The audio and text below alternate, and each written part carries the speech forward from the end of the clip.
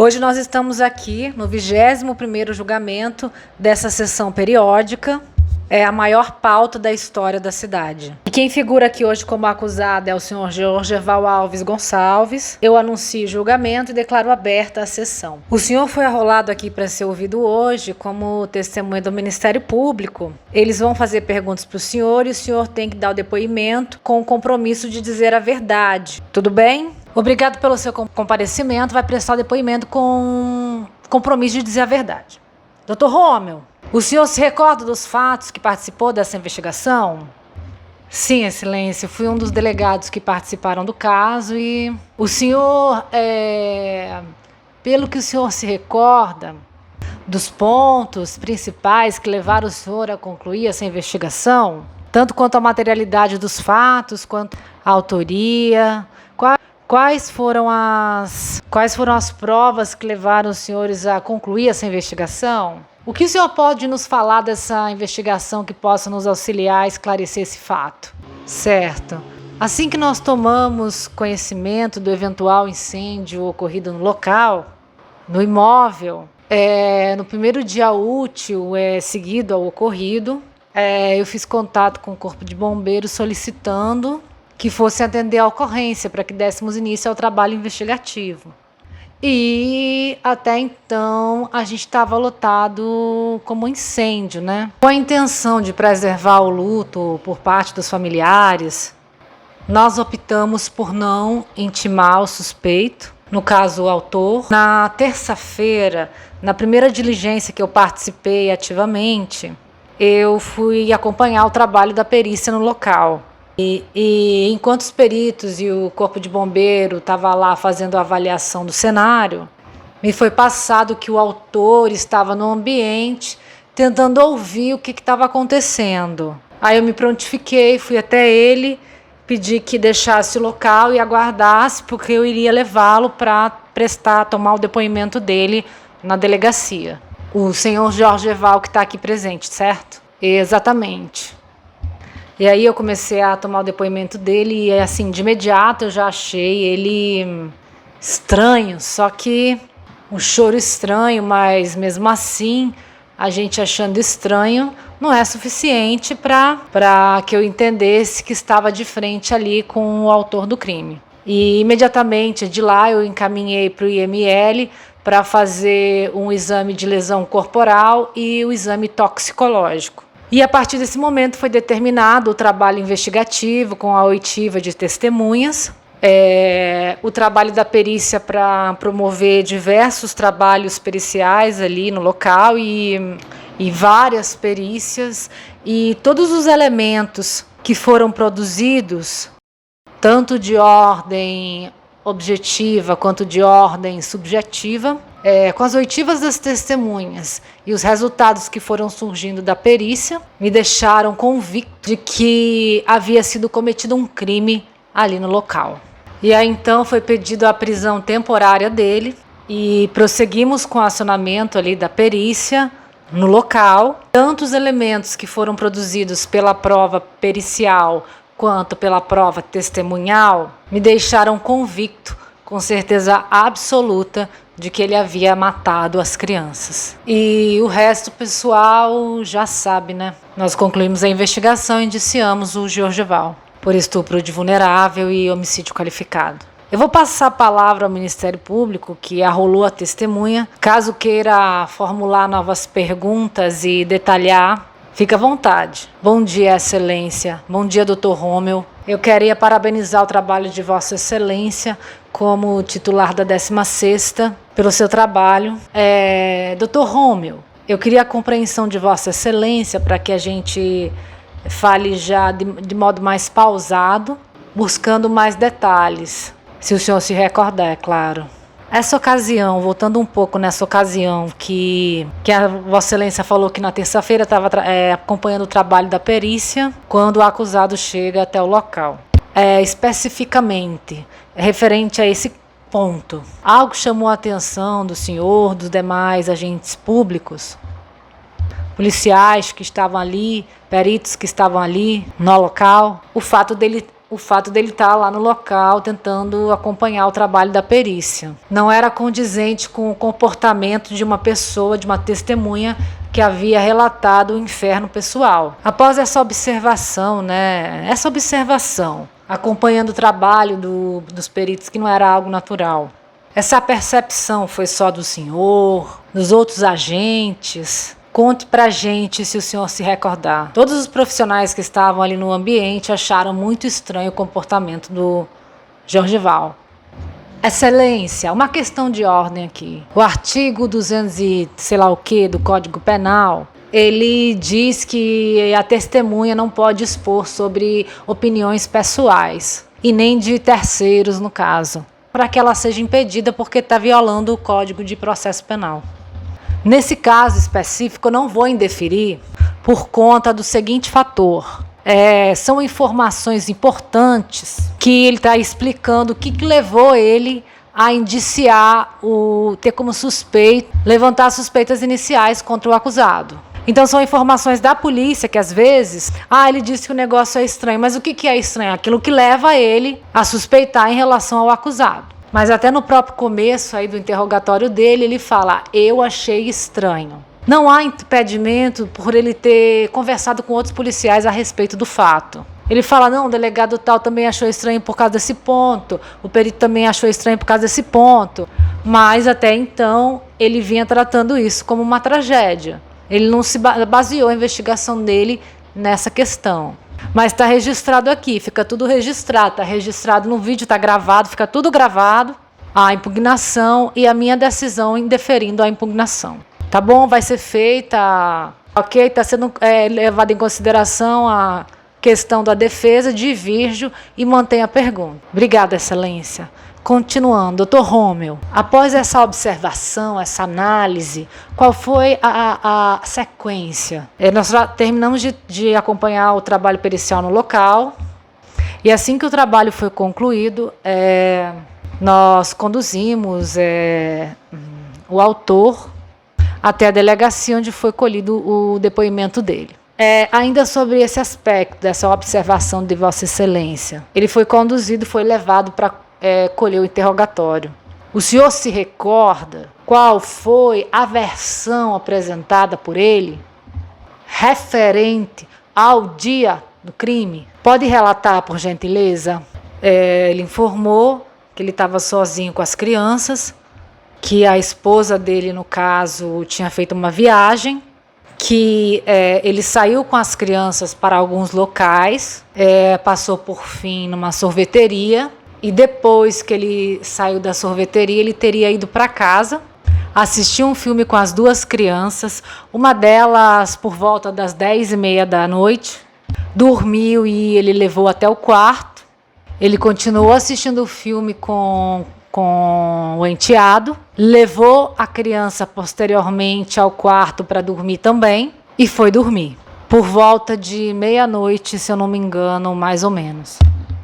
E que algum tempo depois ele se deparou com a babá eletrônica, com imagens de chamas e as crianças gritando e pedindo socorro. Por conta disso ele levantou, foi até o quarto, tentou entrar no quarto e entrou e foi até a parte posterior da beliche, que dá, se não me falha a memória, 90 centímetros da porta, colocou a mão por cima da beliche e não encontrou as crianças.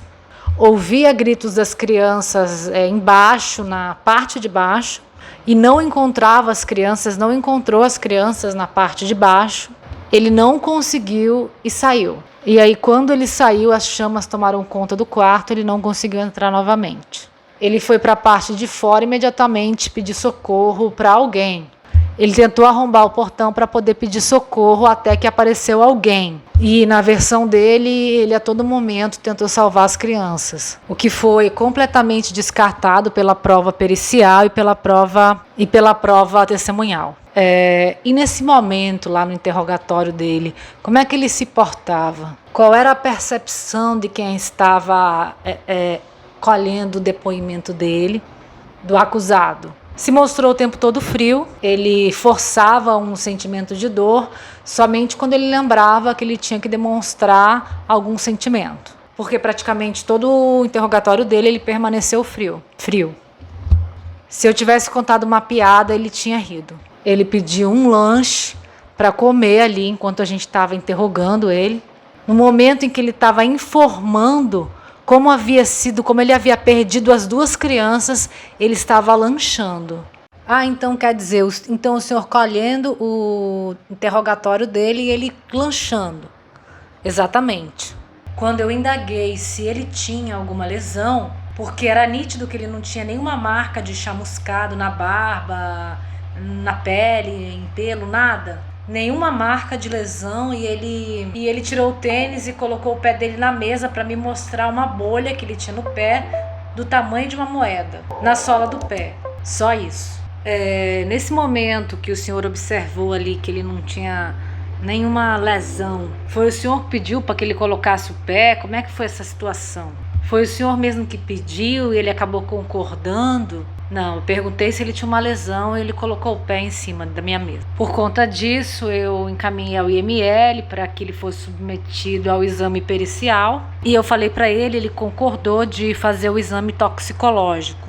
O senhor se recorda qual foi a constatação desse laudo da perícia? Não indicou nada conivente com o cenário que ele relatou. Parecia mais uma bolha de sangue. E o senhor se recorda qual pode ter sido a causa dessa bolha de sangue? A prova pericial, especialmente aquela feita pelos profissionais do Corpo de Bombeiros, todos relataram que enquanto eles estavam colhendo lá as provas, ele ficou também do lado de fora da casa, correndo de um lado para o outro, que nem um louco, de um lado para o outro, e se ele sofreu alguma lesão, foi por conta disso, por ele ter corrido descalço. Não é um ferimento decorrente de fogo, mas sim por ele ter ficado correndo do lado de fora. O senhor conduziu as investigações, né? Tomou todos os depoimentos. O senhor se recorda quais das versões que ele apresentou para as pessoas que estavam ali, profissionais do Corpo de Bombeiro, pessoas que chegaram ao local? Se recorda quais as versões que ele apresentou ali naquele dia?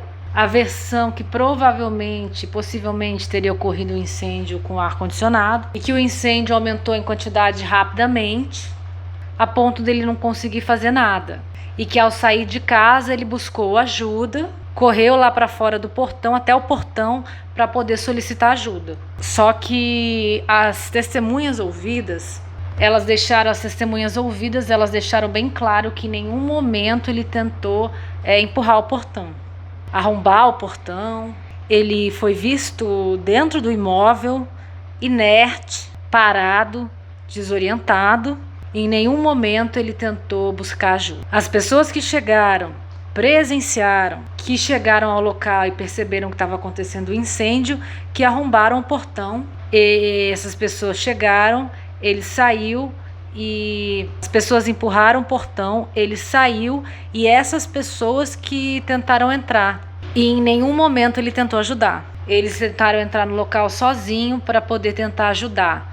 Todas essas pessoas que estavam no local foram ouvidas e relataram que em nenhum momento ele tentou fazer alguma coisa. Só as pessoas que chegaram ao local, que tentaram fazer alguma coisa, quer dizer, em nenhum momento o acusado tentou fazer alguma coisa, fazer nada, nem um auxílio às pessoas. As 2 primeiras pessoas que chegaram e entraram na casa tentaram achar o cômodo e não conseguiram. Elas voltaram e perguntaram para ele onde que era e ele explicou, mas ele não tentou retornar junto para poder mostrar o local onde as crianças estavam. Ele até apontou, mostrou com gestos como é que eles deveriam fazer para tentar chegar no quarto das crianças. Ainda que ele não tenha, pelos depoimentos que foram colhidos, Dr. Rommel, tentado adentrar, mas ele tomou alguma providência, pegar um balde de água, uma mangueira, para tentar socorrer, para tentar auxiliar de qualquer forma essas pessoas? Não. Então nem entrou para ajudar essas pessoas que chegaram. Me corrija se eu estiver errado. Não entrou para auxiliar essas pessoas que chegaram lá naquele momento. Tampouco tentou ajudar de qualquer modo essas pessoas para tentar salvar essas crianças. Exatamente. E ele explicou por que nenhuma atitude ele tomou para poder auxiliar essas pessoas, ele narrou, né, que o tempo todo ele narrou no interrogatório dele que ele tentou ajudar essas pessoas, que ele tentou salvar as crianças e que a todo momento ele queria entrar no local. E isso não é verdade, isso é seguro. Os testemunhas disseram que ele em nenhum momento tentou entrar, nem auxiliar, nem tentar entrar. O senhor se recorda se ele foi levado a algum hospital? Ele foi levado ao hospital de Linhares, acho que não lembro o nome, o XXX, e não foi constatada nenhuma lesão nele. Após essa colheita de interrogatórios, essa coleta de depoimentos, com relação especificamente à perícia, pergunto agora, obviamente, se o senhor se recordar, claro, referente à perícia primeiro, se foi utilizado equipamentos para se identificar se tinha sangue na casa, nos outros ambientes, se foram constatados e de quem seria. Só para a gente contextualizar agora a partir desse momento, por favor. Diante do que eu presenciei ali no cartório, no dia seguinte a equipe atuamos energicamente. Nós éramos 3 delegados atuando na investigação. Nós imediatamente solicitamos a perícia, acionando todo tipo de perícia possível para a apuração dos fatos. O nosso objetivo nunca foi achar um culpado. O nosso objetivo sempre foi elucidar e descobrir o que tinha acontecido. A gente em nenhum momento quis achar um culpado. A gente queria que a verdade fosse demonstrada. Então, uma das perícias foi essa de local de crime, onde foi coletado, fabricado aplicado um produto utilizado pela Polícia Civil na época, que é chamado Blue Star, e foi localizado sim vestígios de material orgânico, mais especificamente sangue, no banheiro e em um dos cômodos da casa. E ele relatou ter ficado assistindo televisão com os meninos. E posteriormente o material foi confrontado por exame de DNA. Em um deles eu tenho certeza que foi encontrado o sangue da criança do Joaquim. A respeito das perícias, e agora eu falo explicitamente da perícia o senhor consegue explicar como era a casa e em qual ambiente isso aconteceu? Esse crime aconteceu. Pelo que eu me recordo do local, eu tive acesso à casa pela cozinha. Dessa cozinha havia um corredor e o quarto das crianças estava logo ao lado direito. E o incêndio aconteceu nesse quarto, do lado direito. O crime aconteceu nesse local. E nós acreditamos que as agressões e nós acreditamos que os outros crimes possam ter acontecido em outros locais também.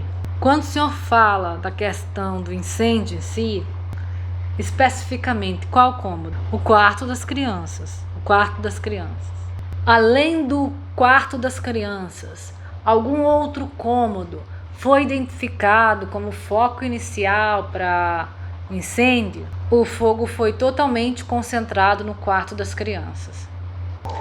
Pelo que ficou apurado nas investigações, onde estavam as crianças quando elas foram assassinadas? No quarto delas, na parte onde ficava a beliche. A localização exata onde eles estavam, o corpo estava de um lado do outro. Se não me engano, em posições diferentes. Um estava com a cabeça para um lado e o outro para o outro. Possivelmente. O senhor se recorda qual era a idade dessas crianças? 6 e 3 anos. Pelo que ficou apurado ao longo dessa investigação, todas essas provas que foram produzidas, levando-se em conta que eram crianças de 6 e 3 anos, que foram encontradas ali no beliche, essas crianças tiveram alguma possibilidade de se defender? A beliche delas ficava a 90 centímetros da porta de saída, um passo. E elas não esboçaram reação. Isso ficou comprovado na prova pericial. O perito poderá dar maiores informações, mas o nível de carboxihemoglobina encontrado no organismo delas era tão baixo, que era capaz até de causar sonolência. Então mostra que elas foram carbonizadas, que elas foram incendiadas e que morreram dessa forma. Ou seja, elas foram colocadas já nesse local desacordadas, e isso impediu que elas pudessem tentar fugir do local. Agora, na hora da colheita das provas periciais, o senhor se recorda se tinha alguém que morava ali, pessoas que moravam ali nas proximidades? E se essas pessoas foram ouvidas e o que foi relatado? Foi uma vizinha específica, acho que morava atrás, no fundo da casa, né? Atrás, em outra construção. E ela sempre ouvia choro das crianças, a voz dela, gritos. Mas naquele dia chamou a atenção dela os gritos desesperados delas no horário em que ele relatou que elas estavam já dormindo. Isso chamou a atenção dela porque as crianças estavam gritando sem parar, elas estavam gritando desesperadas. E logo em seguida ela ouviu um estrondo e percebeu que havia incendiado o local. O senhor se recorda mais ou menos qual foi a hora que o acusado chegou com as crianças? E de que forma ele chegou, só para a gente poder esclarecer esse ponto. Ele chegou de carro. Se não me recordo, foi por volta das 10 horas, 10h30, mas eu não tenho essa informação precisa. Onde que ele estacionou esse carro? Dentro da garagem. O senhor se recorda aí, né, no conduzimento da investigação, se quando ele chegou e estacionou esse carro na garagem, se em algum momento ele retornou com esse carro? Isso eu me recordo sim. Sabe me dizer se esse retorno foi antes ou já após o acontecido? Crime? Antes. O senhor sabe me informar, se o senhor se recordar, se o proprietário desse veículo foi ouvido e o que foi encontrado nesse veículo? No veículo foi encontrado um galão, possivelmente para acelerar o fogo. E isso estava onde? No carro, no porta-mala.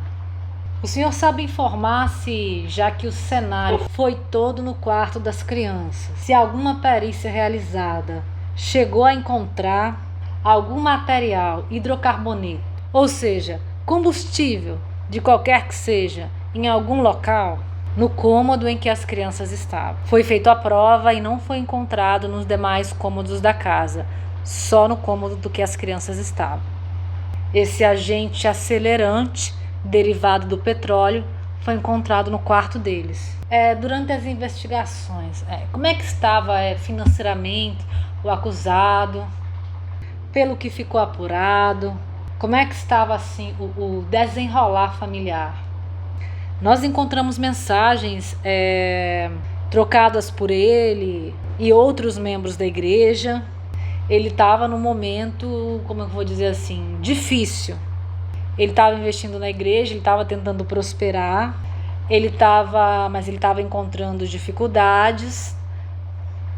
O senhor se recorda se aquela casa era própria, se era alugada? Alugada.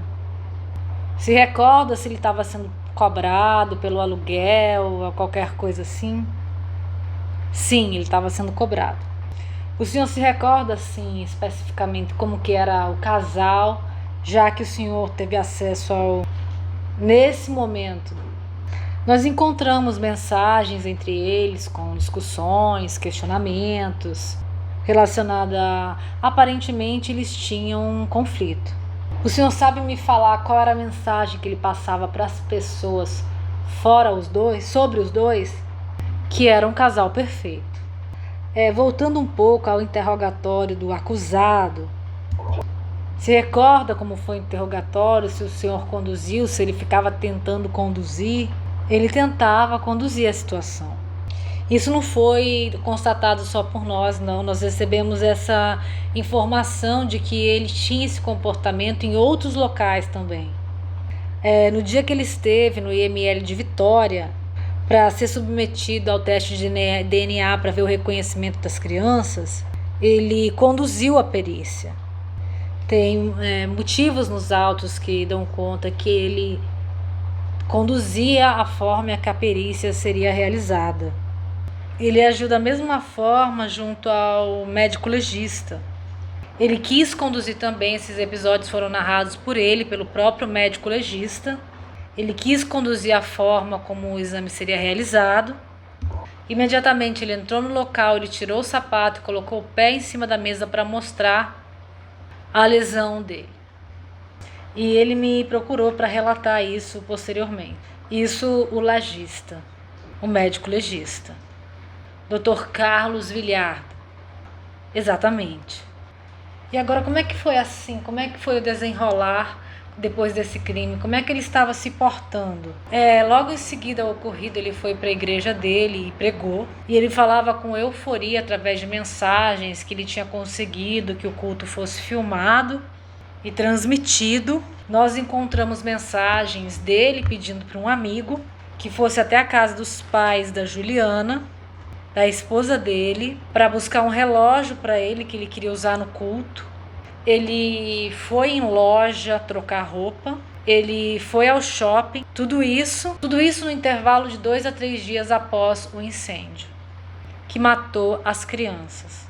No dia que eu me recordei agora do exame de DNA, ele tirou uma selfie no elevador, indo ao IML para poder coletar o DNA das crianças. Ele tirou uma foto dentro do elevador, sorrindo. Quantos delegados atuaram nessa investigação? Eu e mais 2 delegados e o delegado regional, 4 delegados. E quantos investigadores atuaram nessa investigação? 2 investigadores, ao menos 2. E peritos, o senhor se recorda quantos atuaram? Não lembro, mas mais de uma dezena de peritos. Nos relatórios pode ser que esteja uma quantidade menor, mas foram mais de 10 peritos com certeza que tiveram no local. O senhor se recorda se as crianças foram periciadas e o que ficou constatado nessa perícia? Foram periciadas e além do exame toxicológico foi constatado o PSA. Chegaram a relatar para o senhor em qual local foi encontrado esse PSA especificamente e qual a conclusão dos peritos, do perito que atuaram aí na conclusão especificamente desse exame. Segundo o médico legista que examinou, não poderia ter sido encontrado o PSA, senão por agente externo em contato íntimo.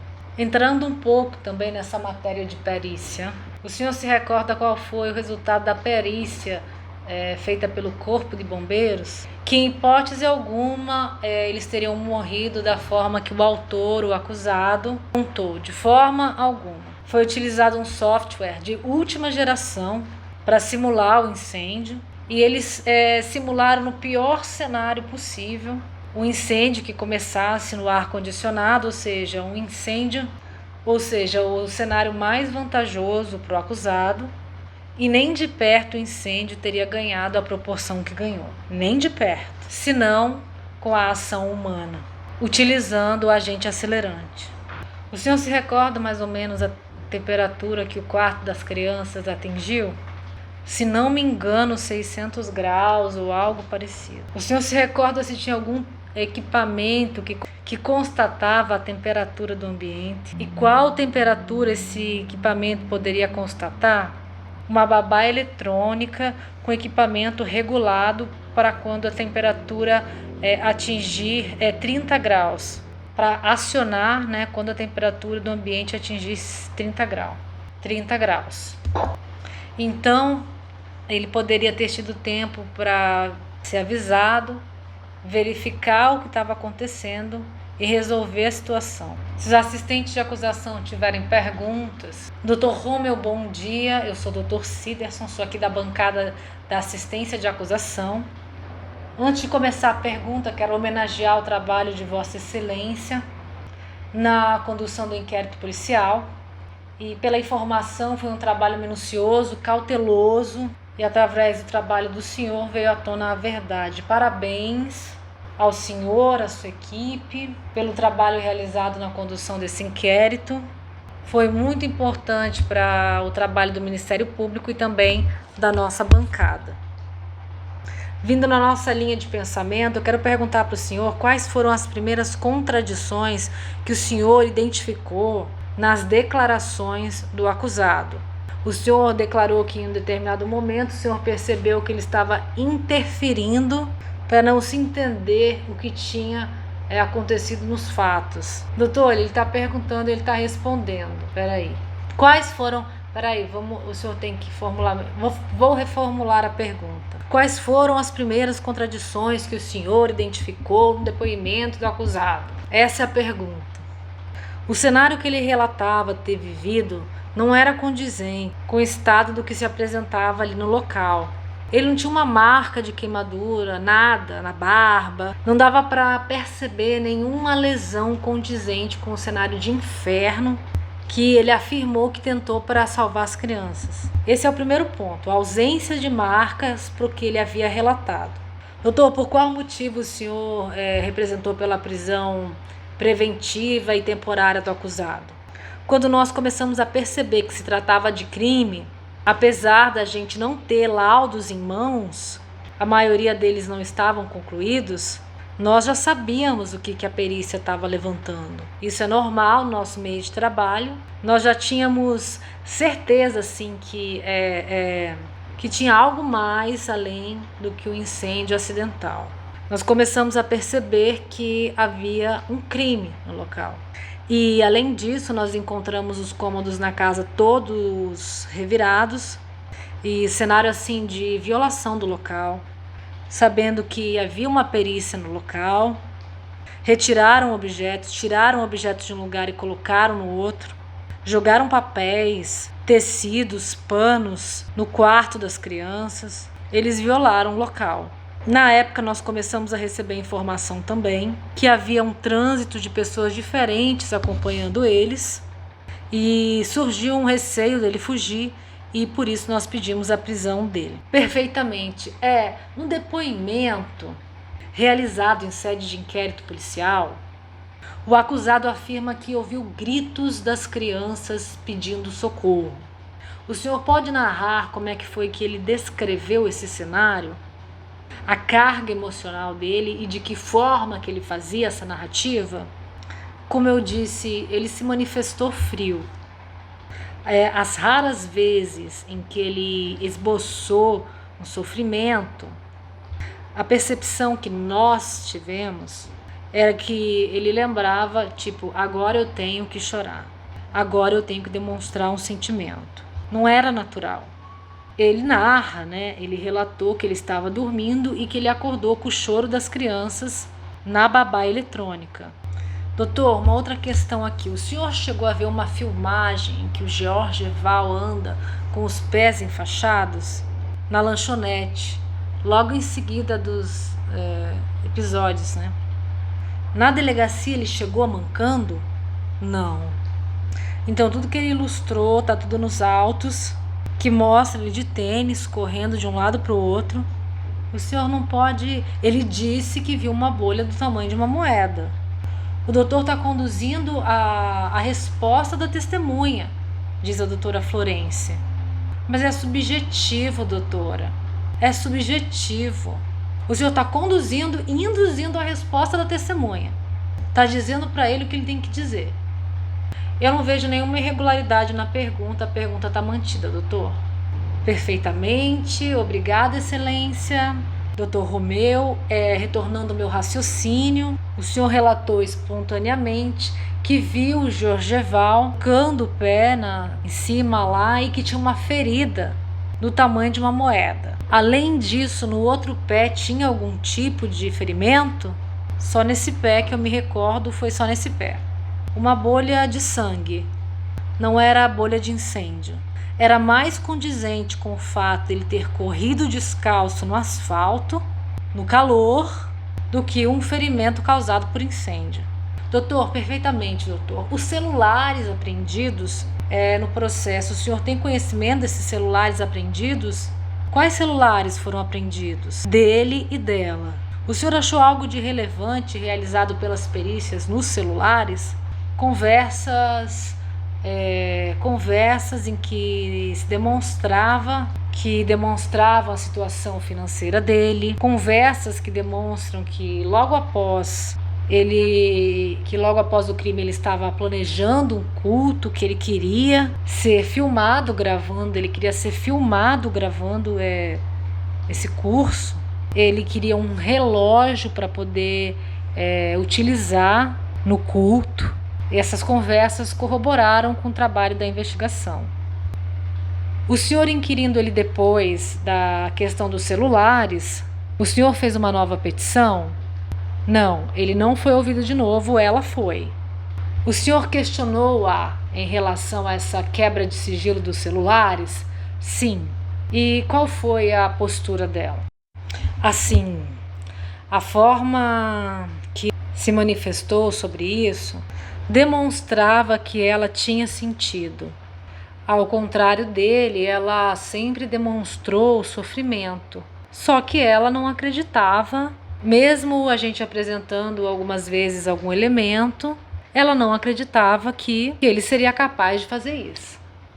E quando nós apresentamos para ela o trabalho concluído, as conversas de celulares dentro da prova, parece que a ficha dela caiu e ela começou a aceitar o que tinha acontecido. Muito obrigada, doutor. O promotor Claudeval retorna e diz: aproveitando as perguntas sobre o celular, se o senhor se recordar, no momento da apreensão desse celular do acusado, algo lhe chamou a atenção?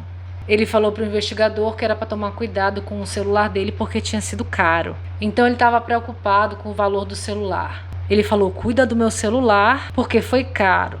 O investigador imediatamente veio me contar. Doutora Larissa, assistente de acusação. O senhor disse que a beliche ficava extremamente perto da porta. A porta estava aberta, a porta do quarto das crianças? Pelo que eu me recordo, ele relata que ele abriu a porta do quarto e entrou para poder tentar salvar as crianças. Mas acho que a porta estava encostada. Ele em algum momento relatou se, ao botar as crianças para dormir, a porta dele ficou aberta?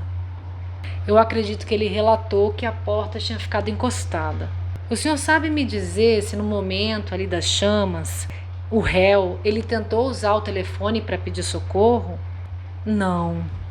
O senhor sabe me dizer para quem o réu efetuou uma ligação, quem foi a primeira pessoa que ele efetuou uma ligação após ter contato com o telefone? Pelo que eu me recordo, foi para algum membro da igreja. O senhor disse que as testemunhas relataram que ele indicou para elas onde seria o local do quarto. Ele foi preciso ao indicar onde eram o quarto das crianças? Ele fez apontamentos com gestos de como eles chegariam no quarto das crianças. Mas em nenhum momento ele tentou entrar para poder mostrar onde de fato era o quarto. Desde que as primeiras testemunhas chegaram no local do crime, o réu apresentou a mesma versão apresentada na questão do pé na delegacia? Sim. O galão que foi encontrado no porta-malas do carro, ele possuía não sei o que de combustível? Ela pergunta. E o delegado diz sim. Foi feita a perícia nesse galão? Sim. O que foi identificado nessa perícia? Derivado de petróleo. No pós-crime, o senhor sabe me dizer aonde que o réu passou a residir? Em hotéis.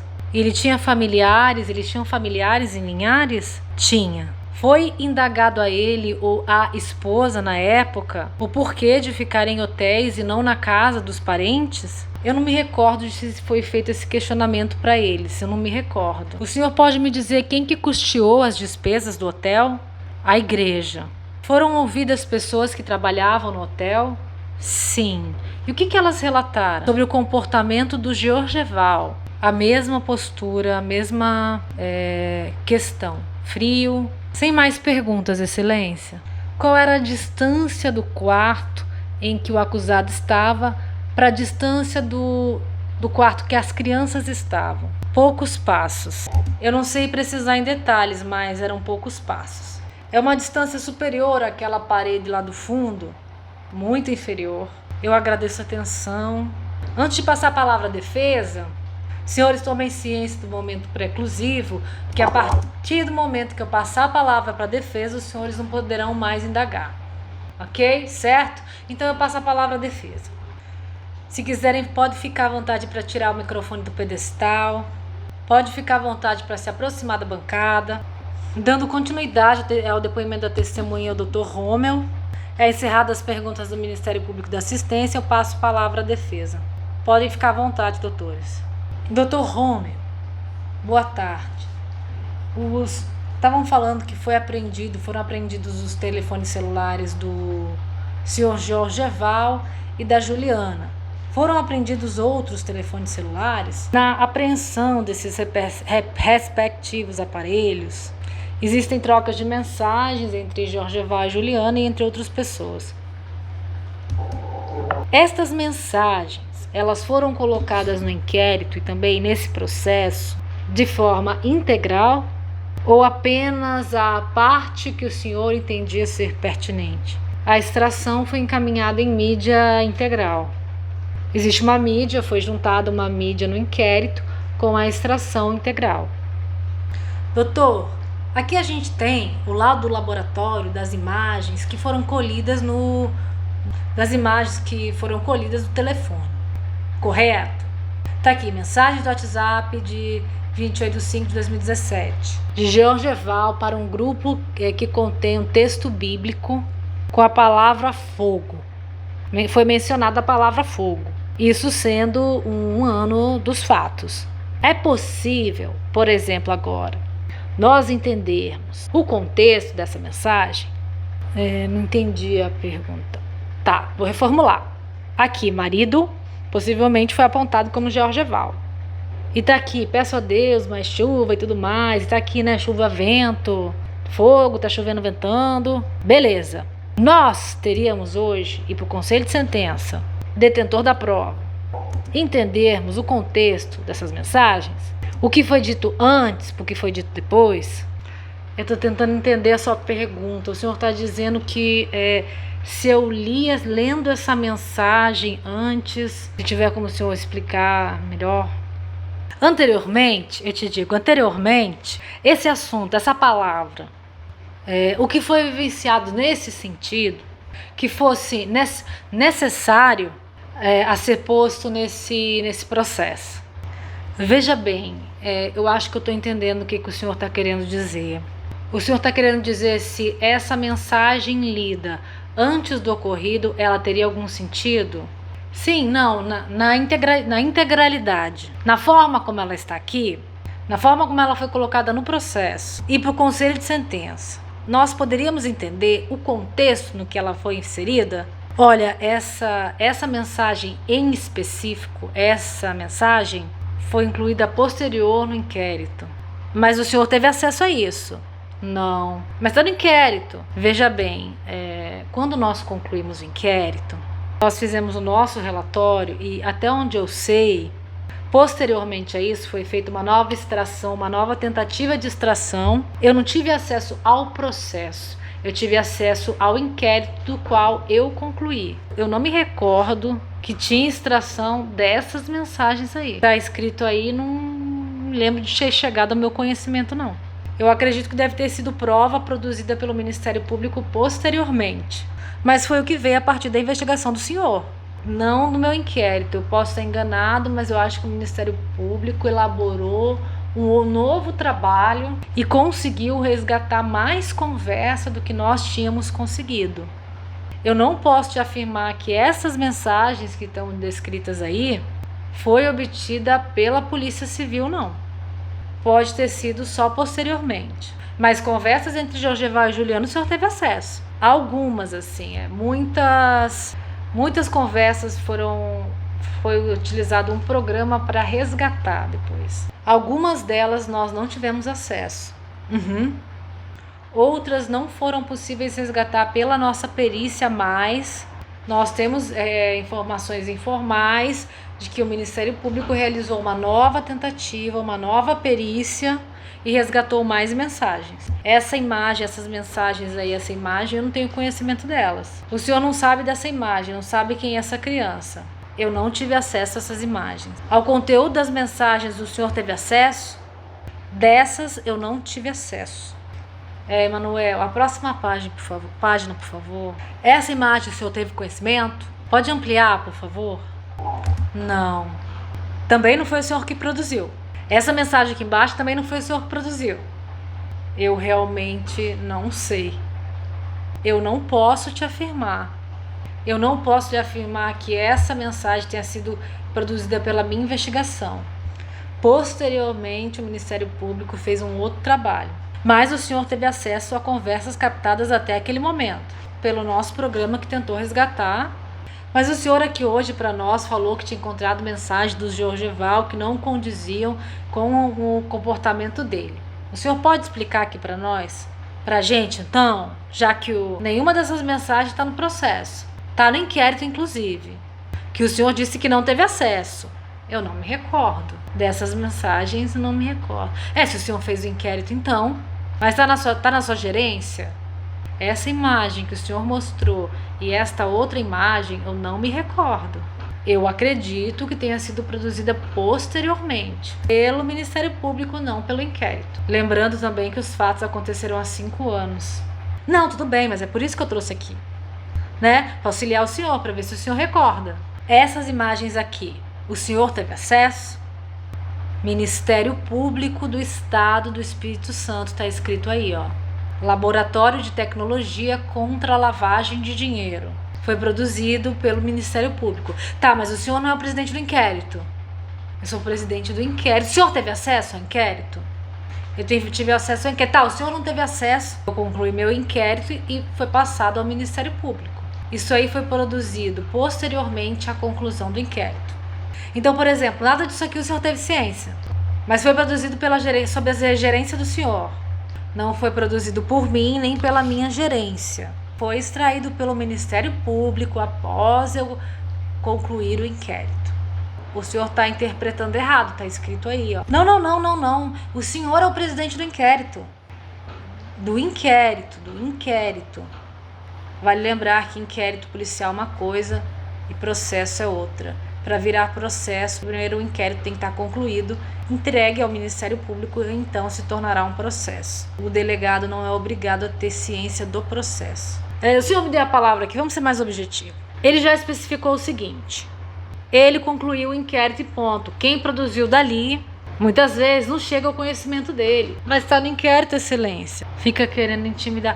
Quem está querendo intimidar, doutor? Eu estou intimidando o delegado? Fica meu profundo respeito ao colega delegado, meu profundo respeito. Então vamos seguir com as perguntas aqui, ou vamos liberar? O senhor queria que esclarecesse, ele já esclareceu, então vamos liberar.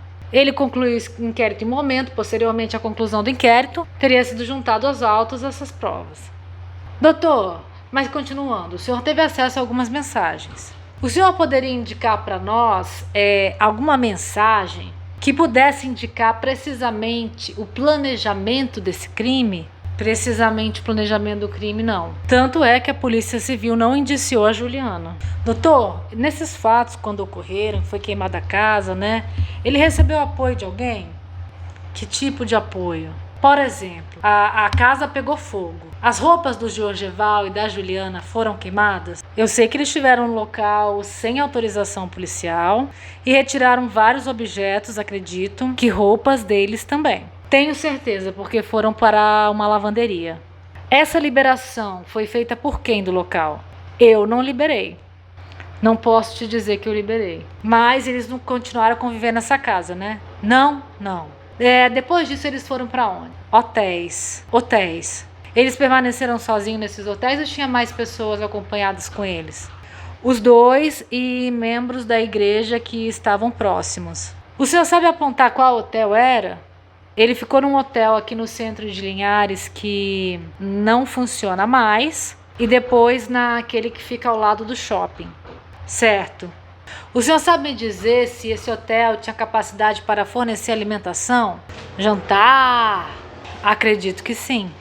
Geralmente no hotel tem. Todo o aparato alimentar para ele, tanto para ele quanto para as pessoas que estavam ali. Acredito que sim. Em momento algum eles precisariam sair desse hotel para se alimentar? Eu não posso afirmar se eles precisariam sair do hotel para se alimentar. Não posso afirmar isso. Doutor, o Georgeval compareceu quantas vezes para dar declarações para o senhor? Uma vez. E ele foi sozinho? Ele foi sozinho. Ninguém foi com ele. Ele e tinha um membro da igreja próximo dele. Membro da igreja. O senhor se recorda se esse membro da igreja estava narrando, dizendo alguma coisa para ele? Uma orientação de como se posicionar? Não posso afirmar isso. Doutor, no dia do incêndio, quem que chamou os bombeiros? Uma das testemunhas que presenciaram saíram do local e foram chamar os bombeiros. O senhor sabe precisar para nós quantas testemunhas presenciaram, estariam com ele ali naquele local? Pelo menos umas 5 ou 6 testemunhas. E foram ouvidas pelo senhor em delegacia, foram ouvidas. Civis e militares também, do corpo de bombeiros, sim. O senhor sabe dizer quem foi a primeira pessoa a ter contato com Georgeval no momento do fato? Foi um casal que abriu o portão para ele sair. Esse casal que abriu o portão para ele sair, eles abriram o portão sozinho para ele sair. Ele estava sozinho? Ele estava com a esposa dele, era um casal. Havia mais alguém ou foi só esses mesmos? Que abriram o portão para ele, foram só esses. O senhor pode explicar para a gente como foi essa dinâmica do encontro com o Georgeval? Pararam o carro, viram a fumaça, viram ele inerte no quintal. Aí quando chegaram lá para ver o que estava acontecendo, aí que ele foi pedir ajuda. E aí esse senhor sozinho arrombou o portão. Sozinho. Eles relataram para o senhor como é que estava o estado emocional do Georgeval? Relataram que ele estava inerte dentro da garagem. Ele não pediu socorro. Ele não pediu ajuda, ele estava inerte. Essa assinatura do senhor, correto, né? Em nenhum momento em seu depoimento essa pessoa disse que o Georgeval pediu socorro. Isso não foi a primeira pessoa.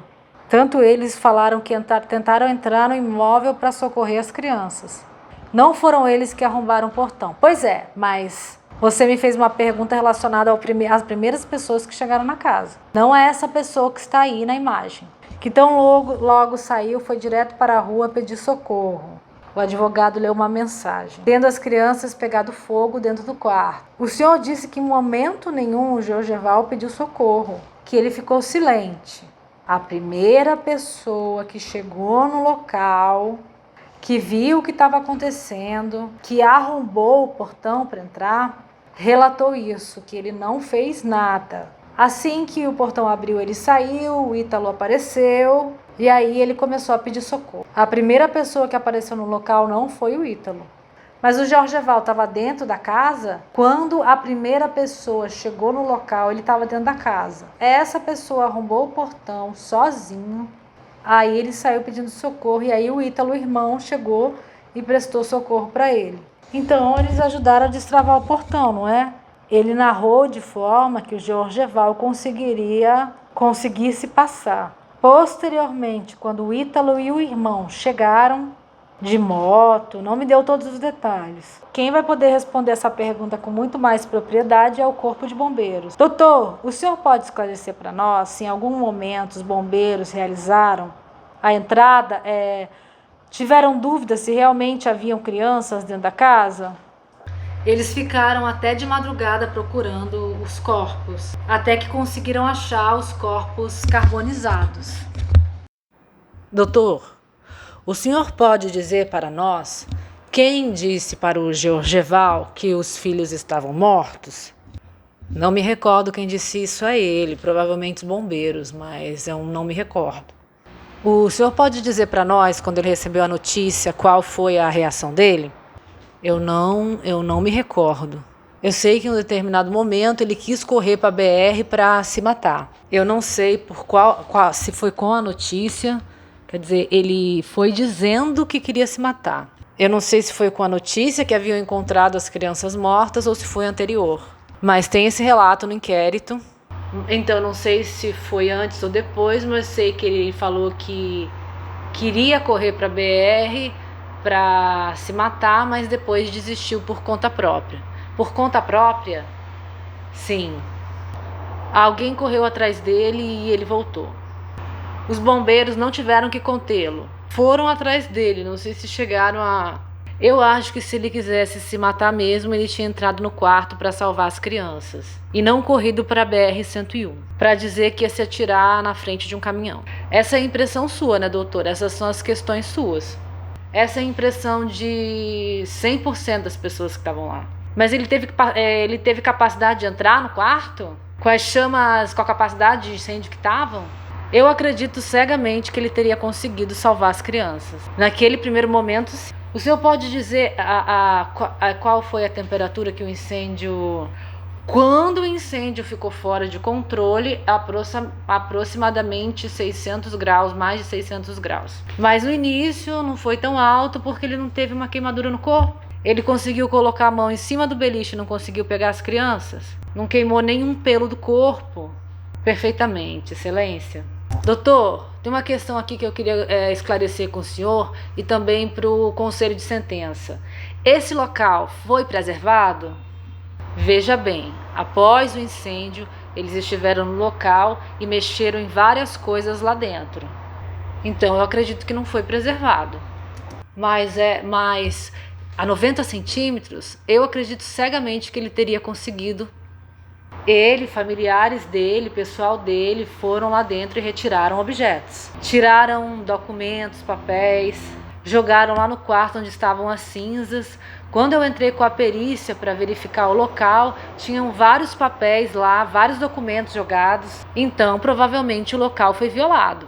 Foi violado. Mas ele deveria ter sido preservado, isolado, a entrada? Eu acredito, pelo que eu sei, o Corpo de Bombeiros isolou o local. E não entregou a chave da casa para ninguém.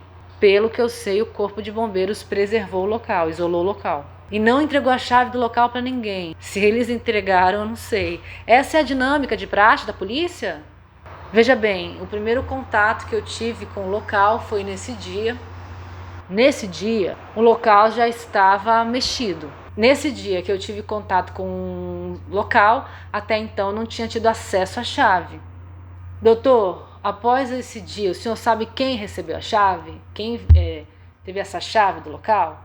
Não sei te dizer. Excelência, a respeito dessa perícia que foi realizada pelo senhor, ela foi feita de forma adequada? O senhor se considera que ela foi feita de forma adequada? Veja bem, essa é uma outra pergunta que eu volto a dizer para o senhor que o senhor tem que fazer para a perícia.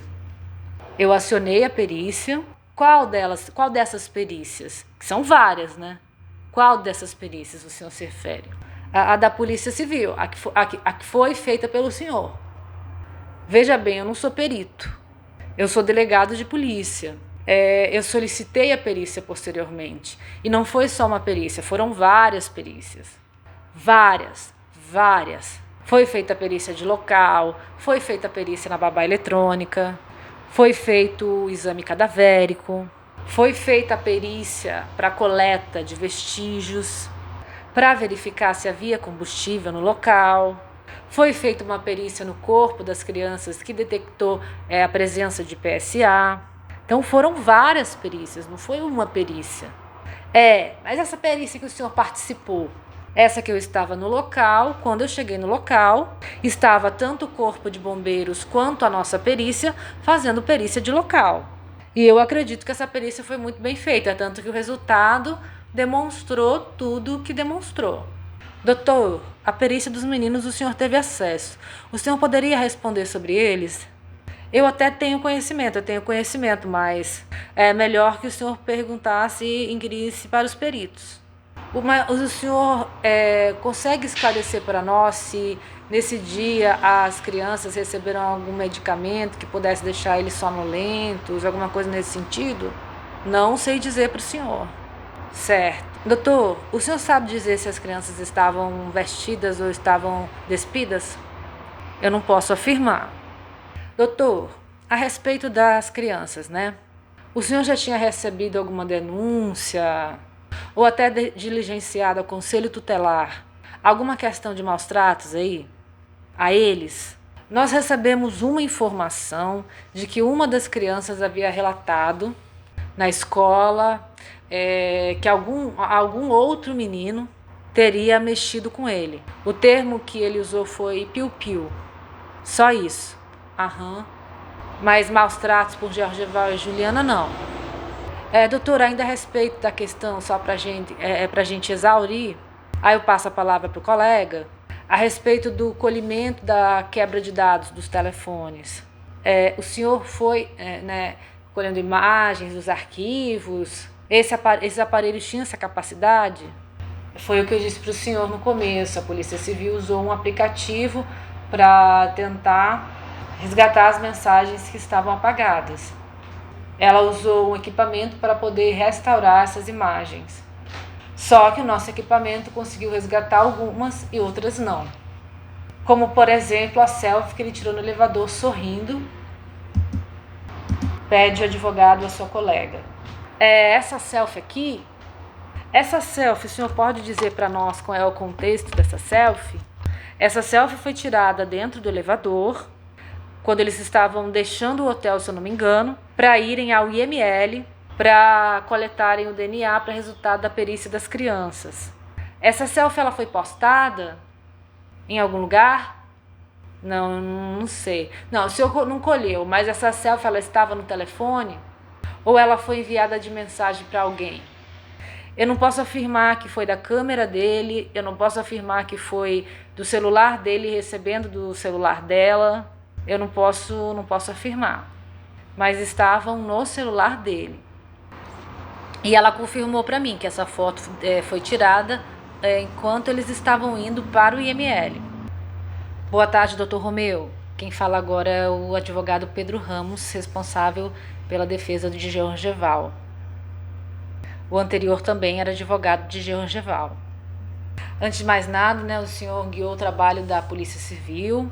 O senhor disse em resposta ao promotor de justiça que as primeiras pessoas que chegaram ao local do crime, elas relataram que o Georgeval estava inerte, estava parado, que não esboçava nenhuma reação, certo? A primeira pessoa, que foi o seu Walter. Se eu não me engano, Walter. Certo. Ok. O senhor se recorda de ter acompanhado a oitiva, de ter organizado a maior parte delas? Sim, eu que fiz. Mas não todas. Então, como é que o senhor teve acesso em relação a esse laudo? O senhor disse que na outra perícia não foi feita pelo senhor. E nessa daqui, o senhor reconhece a sua assinatura? Minha assinatura. Ok. Então, o senhor acompanhou a oitiva do senhor Walter? Possivelmente, sim. Possivelmente ou o senhor acompanhou, doutor Romeu? Deixa eu ver. Volta a tela para eu ver. Foi eu que fiz. Ok. Obrigada. O senhor disse que o senhor Walter seria a primeira pessoa, teria chegado e dito que ele estava inerte, a reação dele que ele teve ali. Veja bem, eu disse o seguinte: a primeira pessoa que chegou no local, se o senhor puder falar no microfone, a primeira pessoa, se o senhor quiser tirar ele do pedestal, a primeira pessoa que chegou ao local relatou isso, que ele estava inerte e ele então ajudou a arrombar o portão. Eu acredito que seja Walter, para poder me informar. E teve um casal que mora ao lado que relatou isso também, viu isso evidente. Como o senhor disse, o senhor Walter, aqui nessa parte da oitiva dele, que o senhor afirma ter acompanhado, ele diz: quando o testemunho chegou no local, o Georgeval andava de um lado para o outro e gritava: meu Deus, tirem meus filhos de lá, chame o socorro. O senhor se recorda de ter ouvido isso, de ter colhido esse depoimento? Que o senhor assina? Se eu colhi, foi porque eu colhi. Eu me recordo que ele havia dito que quando ele chegou ao local, o Georgeval não tinha pedido socorro. Ele só viu ele dentro, inerte, falando. Não me recordo exatamente o que, como que ele relatou. Por favor, a primeira folha, sem agora. E assim que abriu o portão, o indivíduo correu para a rua e começou a gritar pedindo ajuda, dizendo assim: me ajudem, meus filhos estão lá dentro. Tirem meus filhos. O senhor se recorda? Após ele sair da casa. Depois dele sair da casa, essa informação que o senhor está trazendo agora. Não, que está aí. Não. O senhor está trazendo agora e eu estou perguntando. O senhor então se recorda agora? Me recordo, ok. Ele Ele disse que viu o cidadão, está escrito ali, ó. Ele disse que viu o cidadão dentro da casa e somente após ele abrir o portão que ele correu para o lado de fora e pediu ajuda. Pediu socorro, pediu socorro. Ele não viu ninguém pedindo socorro dentro da casa antes. Não, mas essa não foi a nossa pergunta. Não, nós falamos que o senhor disse que ele estava inerte. A situação dele foi relatada inerte.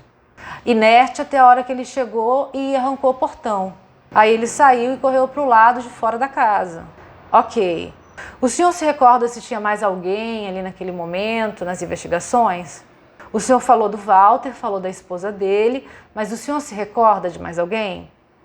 Veja bem, chegaram no local um veículo, eu não me recordo o nome, perfeito, dos nomes que ajudou a arrombar, acho que foi o Walter que arrombou.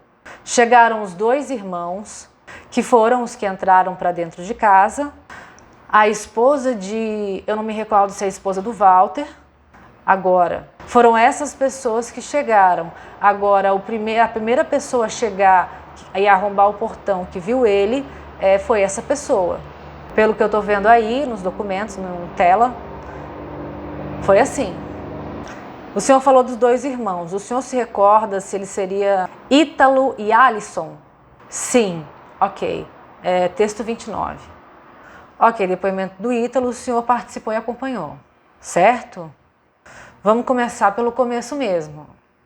Na data dos fatos, por volta das 2 horas da madrugada, estava em um carro com seu irmão, Alisson Costa Vitor, após visualizar o indivíduo de cueca branca pedindo socorro na esquina que estava trafegando. Não se recorda o nome neste momento. O senhor se recorda disso? Recordo. Aí deram uma arrombada no local e o Jorgeval já estava do lado de fora. Aí nesse momento ele estava lá, correndo de cueca na rua. Essa que é a primeira impressão dele aparentemente, né? Dessa testemunha aí, ele relata isso aí. Ok. Ele relatou que estava dentro do portão pedindo socorro para outra pessoa, mas a pessoa não relatou que ele estava pedindo socorro. Ele estava conversando com a outra pessoa que arrombou o portão para ele. Foi isso que aconteceu. Entendi. Então vamos prosseguir. Que tão logo, do lado de fora, era possível perceber que a casa estava pegando fogo, pois estava saindo muita fumaça pelo teto. Que o declarante, seu irmão, necessitava derrubar os portões para poder entrar na casa. Que antes, quando entrando na casa, o declarante e seu irmão perguntaram em quais quartos estavam as crianças. O dono da casa disse que eles estavam no quarto do meio. Até aí, o senhor se recorda? Sim, entendi. Que o declarante e seu irmão tentaram se aproximar do quarto das crianças, mas que eles não conseguiam porque o calor estava muito forte. Estava saindo muita fumaça do local, tentando chegar ao próximo local, mas eles não conseguiram. Estava saindo muita fumaça do local e conseguiram chegar bem próximo ao quarto, que a porta estava aberta, porém não era possível sequer chegar até a porta. O senhor se recorda disso também? Sim, ok. Que o calor e a fumaça eram insuportáveis e, além disso, o teto estava desabando, pingando alguma substância quente que estava queimando. O senhor se recorda também? Sim. Indagado o motivo pelo qual Jorgeval não entrou novamente na casa, o declarante acredita que tenha sido pelo fato dele, principalmente o pé que estava sangrando, ele ter se queimado. O senhor se recorda disso? Dr. Pedro, só um detalhe, nós não estamos no momento de leitura de peças. Nós estamos no momento de inquirição de testemunhas, diz o juiz. Com a alteração do CPP, foi vedada a leitura de peças nesse momento, salvo peças irrepetíveis e as colhidas por carta precatória. Então, quando se referir a um depoimento da testemunha, é interessante que faça de forma pontual, não na íntegra do documento. Porque senão nós vamos, o tempo que seria usado no debate possa ser usado agora, entendeu? Então é uma postura que eu tenho adotado aqui nessa prática. Não há impedimento para que se faça referência a outros depoimentos, mas desde que seja de forma pontual. Ó, aqui nesse ponto consta isso, mas desde que seja a forma, ó, aqui nesse ponto consta isso, vamos falar disso. Aqui nesse ponto, mas ler na íntegra, o senhor vai antecipar um tempo que seria lá no debate, no momento da instrução, que não seria o momento. Tá bom? Então fica essa observação. Obrigada, Silêncio. Dr. Romeu, o senhor se recorda se no relatório do senhor, no laudo, indagado o motivo pelo qual Georgeval não entrou novamente na casa para socorrer os filhos, o declarante acredita que tenha sido pelo fato dele ter se queimado. A questão é antes disso, que não estava nessa proporção, entende? Dr. Romeu, o senhor se recorda se no relatório do senhor, no laudo do senhor, no relatório conclusivo, o senhor se recorda se o senhor verificou se ele tinha alguma lesão, não tinha alguma lesão? Pequenas lesões. Ponta dos dedos e essa lesão no pé. Lesões ínfimas, eram incompatíveis com o cenário. Pelo que eu me recordo, quando eles chegaram ao local, o incêndio estava nessa proporção. Já era impossível entrar no local, isso é fato. O que eu falo foi antes disso. Antes disso daí, não estava nessa proporção. Entendi. Aí o senhor falou em relação ao laudo do senhor, o senhor relata isso? Que ele tinha lesões ínfimas? Laudo? No relatório final do senhor, o senhor relata isso? Eu sei que o laudo dele consta lesões ínfimas. Eu não afirmei que eu coloquei nota sobre o relatório final. Ok, o senhor reconheceu no laudo, no relatório, mas no laudo o senhor não se recorda. O laudo aponta lesões ínfimas. Lesões minúsculas. O senhor falou também a respeito do local ter sido alterado, né? Explicou que teria alguns documentos que foram retirados, mexeram no local, jogaram uns documentos, folhas, desenhos, folha de papel, não me recordo se jogaram documentos. Foram retirados, foi violado o local. Não posso afirmar o que eles retiraram de lá de dentro. Um computador, se eu me recordo, foi retirado lá de dentro. E eu sei que o local foi violado. Quando a gente chegou lá, o quarto estava todo incendiado, tinha virado pó. E nós percebemos ali alguns objetos que não eram para estar ali. Entendi. Porque quando o senhor traz essa informação, né, que foi violado o local, o senhor falou eles, né? O senhor atribui a quem? Eu acredito que as pessoas que estiveram junto com eles que fizeram isso. Ele, a esposa ou quem estava próximo com ele fez isso. Não sei a finalidade. Perfeito. Mas fizeram. Obrigado. 3.415 e 440. Dr. Romeu, o senhor conhece ou já trabalhou com o perito oficial Dr. Rondinelli Ribeiro do Nascimento? Eu não conheço assim, posso, no meio dessas perícias, ter tido contato com ele, mas não recordo qual momento agora. Ele atua em Vitória. Entendi, mas o senhor conhece o relatório, que consta isso, sim, perfeitamente. Quando eu perguntei para o senhor a que o senhor atribuía, o senhor disse que atribuía a Juliana, ao Georgeval e as pessoas que estavam ao redor deles. Correto? Eu não atribuí. Eu disse possivelmente. Aqui como prova perceptível pelo excelentíssimo juízo, o policial civil Rondinelli, né, que é o perito oficial, o perito oficial, que é o senhor Rondinelli, diz: logo diante da perícia no local, logo diante da violação do local, pela perícia dos bombeiros, por esses detalhes, a análise da casa foi prejudicada. O senhor se recorda disso?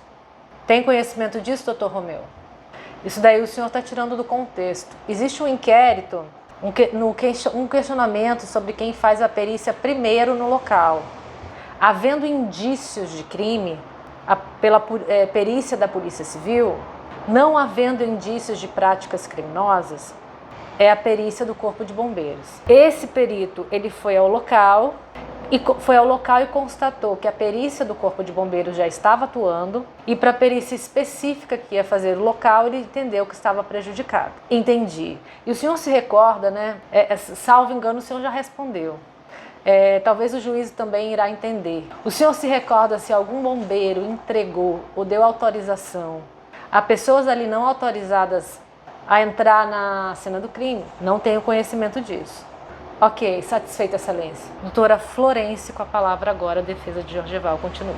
Terceiro advogado da defesa de Georgeval, que inquire a testemunha, o delegado do caso, doutor Romeu. Hoje aqui o senhor afirmou em relatório perguntado, né, em relação às lesões que o Georgeval apresentava na data dos fatos.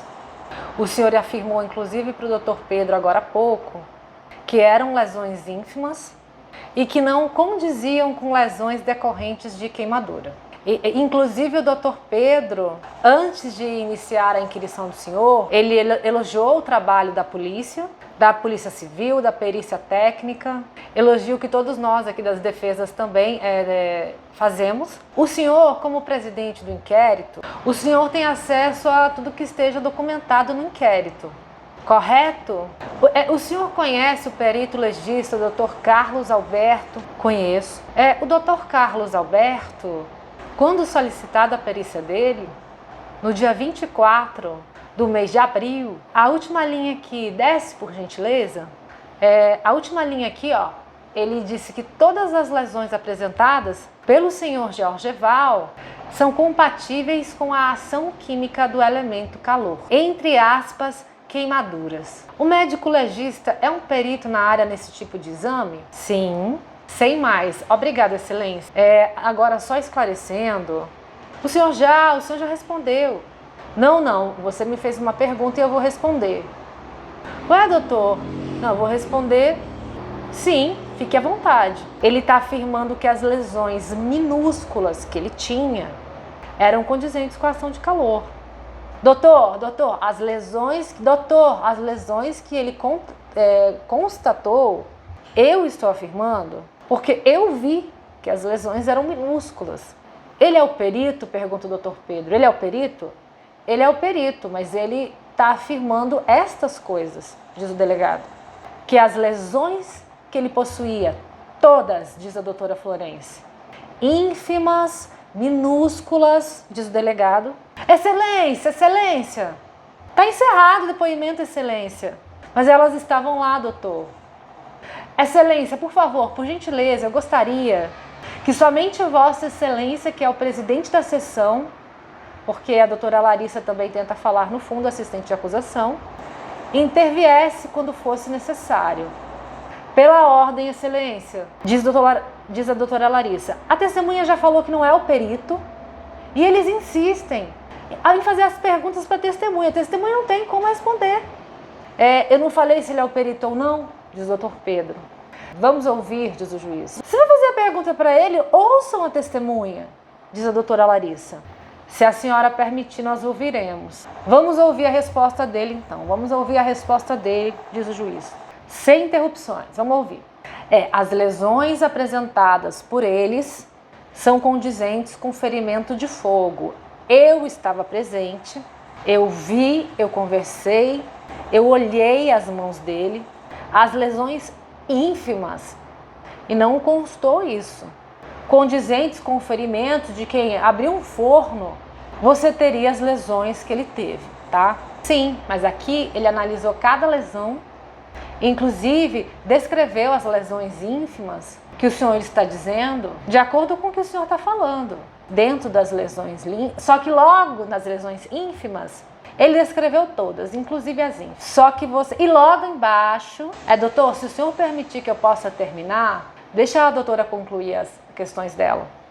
Primeiro ele descreve todas as lesões, inclusive, qual o tamanho delas em centímetros. Que sabe que, por exemplo, algumas lesões de queimadura, os efeitos só vão aparecer 2, 3 dias depois. Ele colocou aqui, naquele momento que ele examinou o Jorgeval, no dia 24, que todas as lesões descritas são compatíveis com o calor. A minha pergunta para o senhor foi justamente nesse sentido, porque o senhor, mesmo não sendo perito, como a própria doutora disse aqui, o senhor afirmou que nenhuma, o senhor falou que nenhuma, falou aqui hoje, nenhuma das lesões eram compatíveis com queimadura. Eu disse que não eram compatíveis com o incêndio que ele enfrentou. O senhor falou queimadura. Então eu posso ter me equivocado. Sim, eu só queria esse esclarecimento. Com o incêndio que ele contou, que ele enfrentou. É isso, doutor. Eu queria só esse esclarecimento. Agradeço ao senhor, o que a delegado relatou. Excelência, o momento do Ministério Público, o senhor não pode corrigir a declaração da testemunha. E o senhor não pode... Não, é porque o senhor ele está prestando um esclarecimento. Ele falou o cenário. Doutor, ele estava dando um esclarecimento, o senhor está corrigindo ele. Não, mas foi isso que ele falou. O senhor está violando o processo, a senhora está alterando o que o depoente falou. O senhor que está corrigindo. Vamos superar esse ponto, então? Vamos superar esse ponto.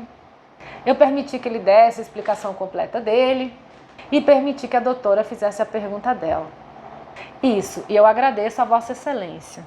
Só peço, Vossa Excelência, que mesmo no direito da presidência, não permita que a acusação ou os assistentes de acusação corrijam as palavras das testemunhas. A senhora que botou palavras, isso cabe a Vossa Excelência. Vamos lá. Se o senhor tem as suas questões, o senhor leve ao juízo como a defesa tem feito desde o início. O senhor não tem que me apartear. Inclusive aqui não é nem o momento dos debates. Ela está num embate com o promotor que balbucia coisas que eu não consigo escutar no meio da confusão. Quem está na presidência é o doutor, que está a autorizar ou não as questões de ordem, tá? Então o nosso pedido é vamos dar por superado esse ponto, mas lembrando também que a defesa nas perguntas da acusação também teve interferência, mas foram questões de ordens dirigidas a Vossa Excelência. O rito pode ser seguido dessa forma. Sim, dirija a minha palavra.